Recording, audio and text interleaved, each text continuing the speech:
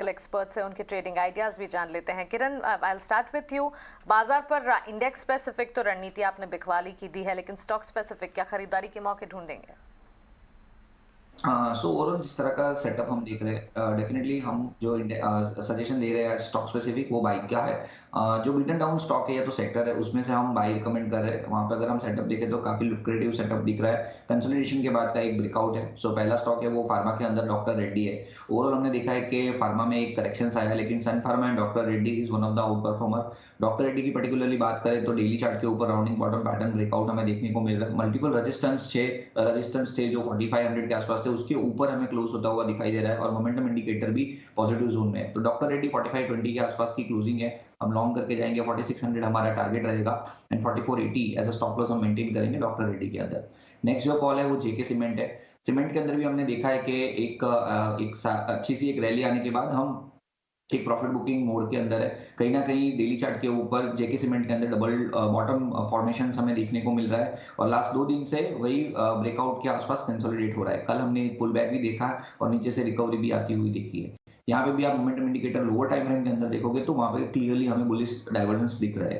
तो यहाँ ऐसा दिख रहा है कि हमें अपमूव जो है वो कंटिन्यू रह सकते हैं। तो 2760 के आसपास की क्लोजिंग थी, हम लॉन्ग करके जाएंगे। 2840 एज अ टारगेट हम एम कर रहे हैं and as a stop loss हम 2720 मेंटेन करेंगे। तो 2660 बाइंग करेंगे, 2840 का हमारा target and 2720 as a stop loss.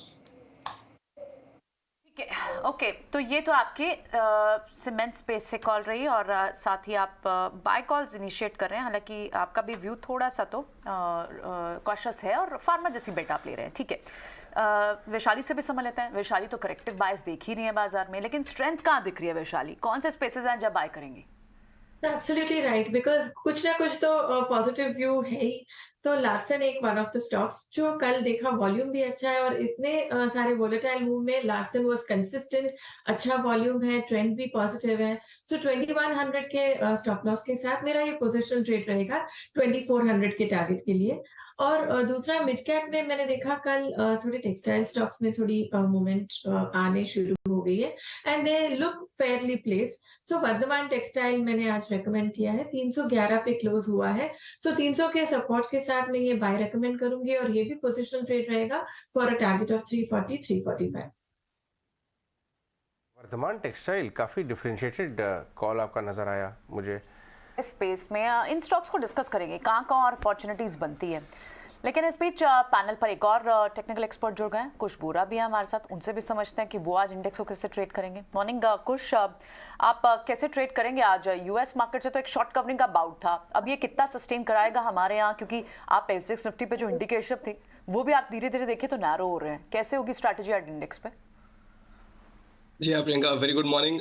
Index तो खैर हमने देखना छोड़ ही दिया है पिछले हफ्ते 10 दिन से। It's not going anywhere. In fact it's more of a benchmark जिसको हम बस मॉनिटर कर रहे हैं, वरना there is no trade on the index. It's just far too volatile. मतलब अगर आप डेटा के अगर आप इंटरनल्स भी देखें, डेटा भी जाके देखें, तो आपको दिखेगा 17800 के पुट में अच्छा खासा बेस था, बट हम कल पूरा दिन उसके नीचे सस्टेन हुए हैं और बेस हमने शिफ्ट होते हुए देखा है।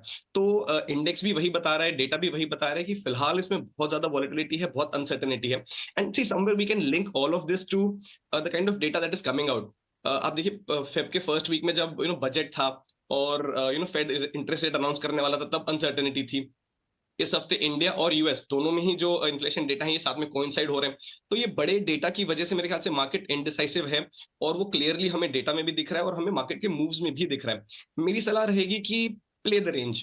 अगर निफ्टी आपको 17700 के आसपास मिलता है तो वहां से आप लॉन्ग करें 17900 के टारगेट के लिए। 17900 के पास अगर आपको निफ्टी मिलता है वहां से एक बार के लिए शॉर्ट करें। जब तक हम 17900 18000 के ऊपर नहीं ब्रेक होते, this is how the markets are going to behave. Similar view on bank nifty for 40,800 on the downside, 41,800 42,000 on the upside. Just play the range. एक क्विक वर्ड में ये कहना चाहूंगा कि कल FII और DII दोनों बाइंग रहे, बायर्स रहे हैं और मार्केट्स नेगेटिव थे। आई एम वंडरिंग अगर ये दोनों किसी दिन सेलिंग फिगर निकालेंगे या सेलिंग होगी दोनों की, तो मार्केट्स कैसे होंगे। I know how the internals are looking, but just on the optics, right? So मेरे लिए निफ्टी एंड बैंक निफ्टी दोनों ही फिलहाल प्ले द रेंज वाले मोड में है। खुश इनफैक्ट एफआईआईज लगातार 2 दिनों से बाइंग कर रहे हैं, लेकिन टू अर्ली टू से कि ये दोनों में ट्रेंड blocks डेवलप हैं। हो रहा है या हाँ, नहीं। blocks दोनों सही में actually। ब्लॉक्स भी हैं। कल कोफोर्ज का 9% इक्विटी हुआ है। Equity हुआ है। तो इसलिए ये जो डेटा है थोड़ा सा हमें पिंच ऑफ सॉल्ट के साथ लेना चाहिए। परसों पेटीएम का ब्लॉक पेटीएम का ब्लॉक था। ये फिगर्स एक्चुअली बाय फिगर्स माननी ही नहीं चाहिए, ये आप ब्लॉक अब्सॉर्ब हुआ है उसकी हाँ, ये फिगर्स block लेकिन absorb। कैश में और वायदा में दोनों, और ऑब्जर्वेशन ये है कि डीआईएस की भी बाइंग साथ में है। ये तो प्लेट अगर आप देखेंगे सारे बाय है ऑफ कोर्स। हाँ, वो ऑप्टिक्स वाली बात है जैसे कुछ ने कहा। हाँ, लेकिन कुछ महज एक ट्रैकर के तौर पर इंडेक्स को आप देख रहे हैं, लेकिन आपके कड़क शेयर तो हैं। बताइए कौन से शेयर्स हैं, कौन से ट्रेडिंग आइडियाज पिक किए हैं आपने? जी हाँ, देखिए जिस तरह से मार्केट चल रहा है, I don't think finding a new gem every day is probably likely and advisable also. So इसीलिए जो मेरे दोनों कॉल्स हैं they are more like updates. पहला जो मेरा कॉल है वो है KDDL। इस स्टॉक के बारे में हमने पिछले हफ्ते जिक्र किया था for a target of 1120। Stock ने बहुत ही कंफर्टेबली इसको क्रॉस किया है, 1180 पे अभी प्लेस्ड है। मेरे हिसाब से इसमें जो मोमेंटम है ये कंटिन्यू रहेगा। वॉल्यूम बैक मूव अभी भी चल रही है इसमें, तो यहाँ पे आप इसको होल्ड कर सकते हैं। एग्जिस्टिंग पोजीशन हो तो फ्रेश एंट्री लेना चाहें तब भी आप इसमें एंटर कर सकते हैं। 1125 के फर्स्ट टारगेट के लिए, 1275 के दूसरे टारगेट के लिए 1150 आपका स्टॉप लॉस रहेगा। वहीं जो दूसरा कॉल है ये भी जैसा मैंने बताया एक अपडेट ही है।